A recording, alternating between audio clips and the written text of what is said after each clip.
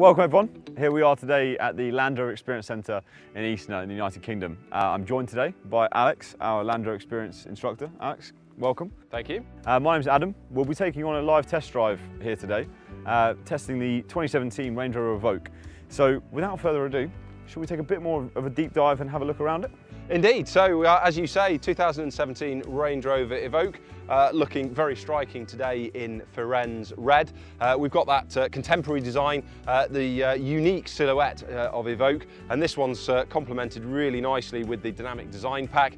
So we've got beautiful bumpers there, black grills on the sides, and looking rather nice. Also, Range Rover Evoque features little louvres on the bonnet there, all looking rather smart. Lots of options, lots of customization available on Evoque, so you can tweak all of these things, colours, choices, and make it yours. Beautiful. Well, speaking of customization, I can see through the windows a bit more of the interior. Not something I've seen before, so should we take a look? Indeed. So quite a striking interior in the vehicle. The contrast between the two different colour in the leather there and the contrast stitching as well, all making rather a bold expression inside the car. Really nice, and again that customization, that configuration that we can choose whatever we want. All the usual Range Rover refinements in there as well, so our In Control Touch Pro and all the technology and comfort that you'd need for a journey. In the second row, plenty of room as well, so enough room in there for 3 adults, plenty of leg space, plenty of headroom. We've also got the centre armrest, and again, nice inviting place to be. So even with the seats up like this, plenty of room in the boot. So 575 litres of boot space in Range Rover Evoque. Plenty of room for what you might need. PowerPoint in this car allows us to plug things in, so really handy. A nice day like today, we could plug in the fridge, lash it down on the little lashing eyes there, and head off into the wilds for a picnic. Excellent. Well, before we do head off, should we just take a quick look about the powertrain, a bit more about the engine as well? Indeed, let's go to the front. We've got our 2-litre Ingenium diesel, 180 PS, 430 Newton meters of torque. It's connected today with our 9-speed automatic gearbox, so plenty of torque, loads of control, really, really good for tackling the obstacles we're going to look at. Another nice feature as well we can see on the top here is the air intake system from the car. Raised nice and high up, complements Evoque's 500mm wading depth, which we may be able to have a look at later. So join us, we'll jump in and see what we can do.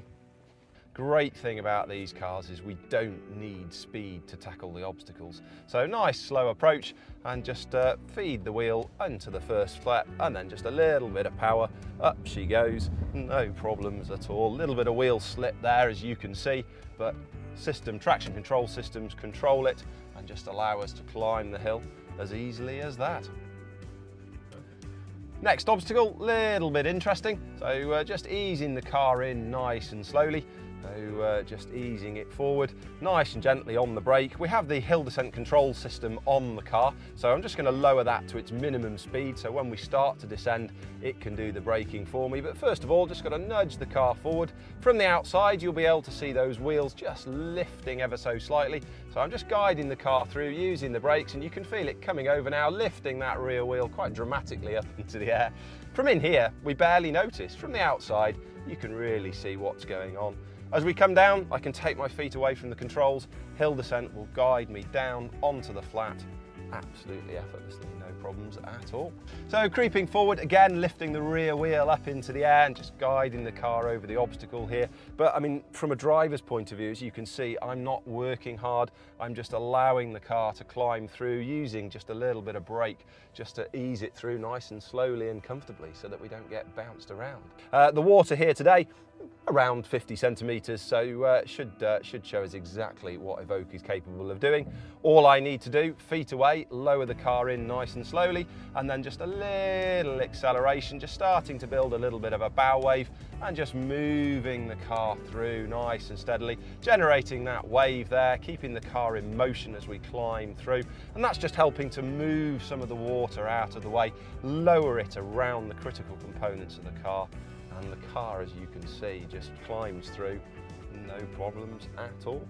A little bit of a descent into the obstacle here, so again just using the brakes to lower the car in nice and slowly, So quite steep, as you can see, and then as we start to come down, again taking my feet away, allowing the hill descent control to take over. I'm now going to start to turn to the left and just put the car onto a gentle side slope. Feels a little bit weird as we climb up like this, but the car will travel through quite happily. Feels odd, but no bother, no difficulties at all. I'm going to open my window and have a closer look as to just how close I am, goodness. Indeed. Starting the climb out now, obviously you've got your window open, so do take care in case we do throw any mud and things around, but you should be all right. So just gently starting to move. A little bit of wheel slip there as that front left wheel lifts into the air. So just gradually applying the accelerator, easing the car forward, and it simply climbs up, no hassle, no difficulties at all. And you can feel it just put that wheel down, lift the rear wheel up slightly into the air, and just traction control working to balance the power around between the wheels, and the car just climbs through. Just climbing onto the rollers here, you can probably see on the outside, front wheel starting to come onto the rollers there, and with just one wheel on the roller, the car has no problems at all. The other three wheels keep us moving, but as we get both left-hand side wheels of the car onto those rollers, you can see it start to struggle slightly as those wheels spin, and all I need to do is just give it a little bit of acceleration, just allow the traction control to balance the power between the left and right-hand side of the vehicle, and you can see it pulls forward almost as if those rollers aren't there. You take one look at this and think there is no way a car is going to go up there. But with a nice line and a bit of help from the Evoque, we should be able to clamber through this very, very easily. Just using a touch of throttle, just guiding the car in nice and slowly, not too fast, just enough momentum to keep us moving up the hill, and it'll clamber in quite happily. And as we approach now, starting to lift up on the right-hand side, which means it's lowering the left-hand side, and you'll feel it just, and probably see it from the outside, just starting to break traction a little bit as those wheels lift off the ground. So again, just a small amount of traction control, just easing the car forward, and it will clamber up quite happily. So you can see that rear wheel right up in the air, and yet no problems at all for the car. As I gradually apply the accelerator, traction control systems, you'll see it keep it turning, and the system is just trying to balance the power between all the wheels. You feel it touch back down on the ground there. Again, a little bit of slip as the front left lifts into the air. Traction control eases us forward. You'll see that hopefully on the wheel as it bites with the brakes, and it stop spins as the car is balancing the torque around the wheels. And it's as easy as that.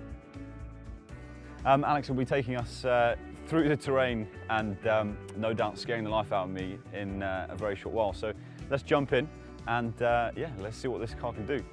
So of course we've got the terrain response, so that's allowing us to configure the car for the different surfaces that we might be travelling over. I'm using the Mud and Ruts program at the moment, so absolutely ideal for the terrain.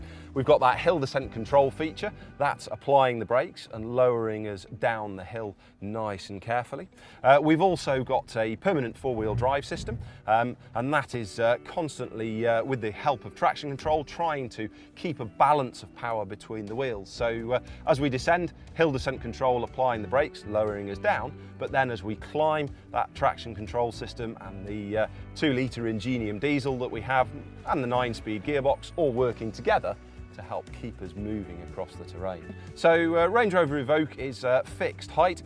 We've got coil springs in here, which gives us a really good balance between the on-road driving. We get a good level of comfort and control and a really nice feel as you drive the car on-road, and also still allowing us to travel off-road. So as you can feel, clambering over the tree roots here, the car does a really good job of soaking up the worst of the bumps, keeping the wheels on the ground and keeping us moving through the terrain. Nice little obstacle here, so I'm just going to guide the car through nice and slowly. So just guiding it over the edge nice and gently, and lifting that rear wheel up into the air, quite interesting. But again, beautifully controlled. All we need to do is lower the car down the slope and it comes down quite happily. No bother, no difficulty at all. Lifting a wheel slightly as we come through there, just as it transitions from leaning to the left to leaning to the right. And all I'm doing is just gently easing the car around. One of the fantastic things about these cars is what little effort is required to negotiate terrain like this. Ample towing capability, 2,000 kilos, 2 tons, so a very good sized caravan, and you're certainly more than your average trailer, so very capable indeed when it comes to towing. Alex, it's a beautiful day here. to be honest with you, I don't really want to end just on the boring road track. Shall we go straight up the hill and yeah, go off into the beautiful sun? So we'll pop it into grass, gravel, snow, and we can climb the hill. So we're coming back now down onto the tarmac, so we can put the car back into its general program. So to the left on the terrain response, it says special programs off, hill descent control releases and goes off, and we're back to the general program, and it's normal driving and back out onto the road. So you can see we've got the navigation there, so really good navigation system. Traditional Range Rover, it's four-wheel drive, so that gives us good poise and road handling out there. Again, we've got that coil spring suspension, so it gives us a really nice ride out on the road. The car really drives like a Range Rover, so we've got a good balance of handling, comfort and dynamics as well.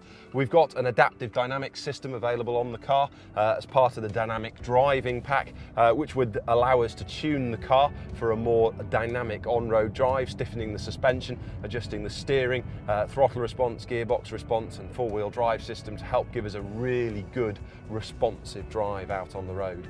We've got systems like blind spot monitoring, park assist, which helps us get into tight spaces. We've got lane keep assist, which helps stop us drifting out of the lanes when we're driving on the motorway. Safety systems like advanced brake assist, forward alert and autonomous emergency braking, looking around, adapting us to the road and the conditions. Even things like the cruise control are adaptive, so if you set the cruise control and a slower vehicle gets in front, the car will automatically slow down and keep you at a safe distance behind it. Little touches like the traffic sign recognition and heads-up display allow me to see what the speed limit is on the road and the speed that I'm travelling at in the windscreen in front of me, as easy as that. Thanks very much everyone for joining us today for the third in the series of the live test drives. I'd just like to say thanks very much to Alex for driving today, and do join us next week where we'll be having next in the series of the live test drives. See you soon. Cheers.